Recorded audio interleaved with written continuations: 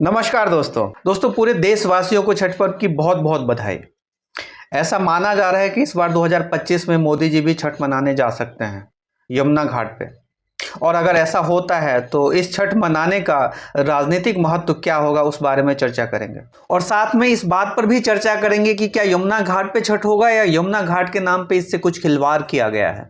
दोस्तों, इस बार छठ का जो पर्व है वो ठीक बिहार चुनाव से पहले आया है। और बिहार चुनाव से पहले होने का मतलब है कि जो नेता लोग हैं उनको ये भली भांति पता है कि बिहार चुनाव का क्या महत्व है। और बिहार चुनाव का न केवल बिहार में बल्कि जो दिल्ली सरकार बनाने में, दिल्ली में जो सत्ता है, या फिर लोकसभा चुनाव कह लो, केंद्र की सरकार बनाना कह लो, कुछ भी आप कह लो, इसमें एक बहुत बहुत महत्वपूर्ण भूमिका होती है। क्योंकि यहाँ से 40 सांसद आते हैं सीधे तौर पे। और अभी जो सरकार है केंद्र में, मोदी जी की जो सरकार है, नीतीश कुमार के भरोसे ही टिकी हुई है क्योंकि उनका समर्थन प्राप्त है। खैर, ये तो एक अलग बात है। लेकिन जैसा कि अभी छठ का त्योहार है तो मोदी जी सो रहे थे, इनको सीधा अभी डायरेक्ट सपना आ गया कि बिहार का त्योहार है, बिहार के लोगों ने शायद पहली बार छठ मनाना शुरू किया है। मोदी जी ने भी कहा कि भाई हम छठ मनाएंगे। और छठ कहाँ मनाएंगे? यमुना जी में मनाएंगे। लेकिन यमुना जी की जो हालत है वो छठ मनाने लायक है नहीं, क्योंकि सीधे तौर पे मोदी जी नहीं जा सकते या कोई भी मंत्री उसमें नहीं जा सकता। तो अब क्या किया जाए, क्योंकि लोगों की भावनाओं को भी तो उजागर करना है, भावनात्मक जो है एक जीत भी तो दर्ज करनी है। तो छठ मनाना जरूरी है। और छठ मनाने के लिए जो है यमुना जी में सूर्य देव को अर्घ देना भी जरूरी है। एक तो यमुना जी की सफाई करो, वहां पे छठ मनाओ, ये पॉसिबल था नहीं। आप कुछ भी कह लो, यमुना जी में वाकई में अभी जो है, चाहे कुछ भी डेटा दिखा दो, कुछ केमिकल की का छिड़काव करवा दो। हालांकि केमिकल का छिड़काव जब आम आदमी पार्टी की सरकार करवाती थी तो वो जहर होता था, लेकिन अभी वही केमिकल का छिड़काव जो जो झाग को दबाने के लिए किया जाता है तो वो अमृत है, अमृत काल है तो वो अमृत है, उस पर कोई बात नहीं होती। खैर, ये अलग कहानी है। मोदी जी और रेखा गुप्ता की सरकार ने सोचा कि क्यों ना एक डमी यमुना बनाया जाए। वासुदेव घाट पे खड़े हैं, वो जगह जहां बताया जा रहा है, हालांकि बताया नहीं जा रहा, हमें मालूम है वहां पे प्रधानमंत्री नरेंद्र मोदी बिहार चुनाव से पहले बिहारी वोटर को साधने के लिए छठ मनाएंगे। अब मैं आपको कहूंगा कि एक बार नीचे जा रहा कैमरा दिखाया जाए।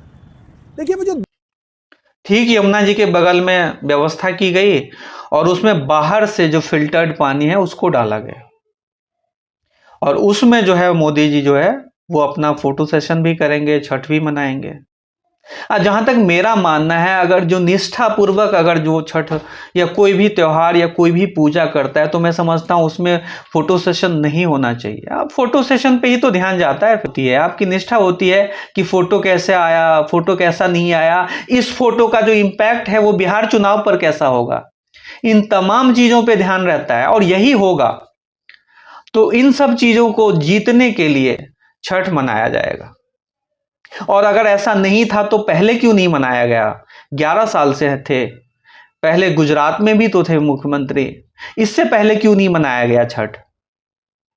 अगर छठ को लेकर के, बिहारियों की संवेदनाओं को लेकर के मोदी जी इतने ही सीरियस थे तो पहले क्यों नहीं मनाया गया? ठीक अभी क्यों मनाया जा रहा है? क्यों? क्योंकि अगले बिहार चुनाव है, इससे ठीक पहले ये छठ का त्योहार आया। और सीधे तौर पे इस पे जो है, जो तमाम मीडिया है, जो फ्रंटलाइन मीडिया है, जो इनका जो पूरा तंत्र है वो एक्टिव हो जाएगा कि देखो मोदी जी जो है वो किस तरह से छठ मना रहे हैं, बिहारियों का प्रमुख त्योहार है और मोदी जी इसमें खुलकर बढ़ चढ़कर शामिल हो रहे हैं।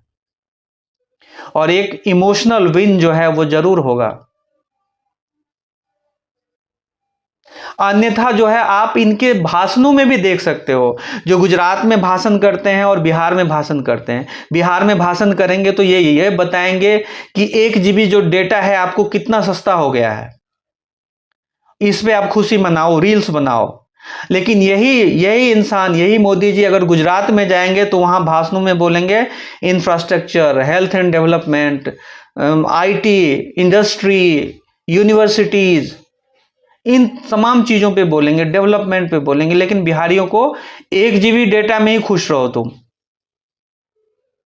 ये बोलेंगे हम इंडस्ट्री लाएंगे।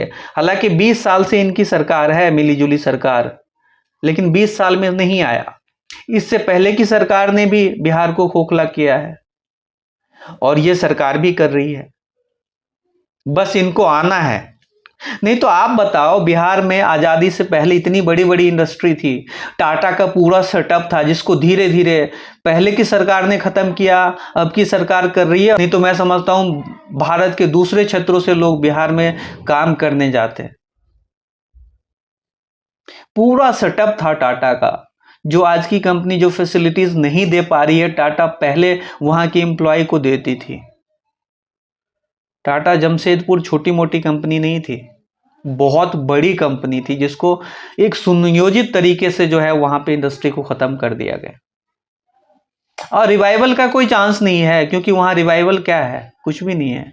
आपको ऐसे ही 5 किलो में घुमाया जाएगा, 5 किलो अनाज, फ्री के राशन, 1 GB डेटा, हिंदू मुस्लिम, SIR, घुसपैठ। ये यहाँ भाई भाई को मारने को तैयार है। इनको बताया जाता कि बांग्लादेश से घुसपैठी आ जाएंगे, पाकिस्तान से आ जाएंगे। अरे अपने घर को तो देख लो, पाकिस्तान से कोई आएगा, बांग्लादेश से आएगा तो सरकार का काम है, सरकार देखेगी। जनता से क्यों बोला जा रहा है। बहुत बहुत धन्यवाद।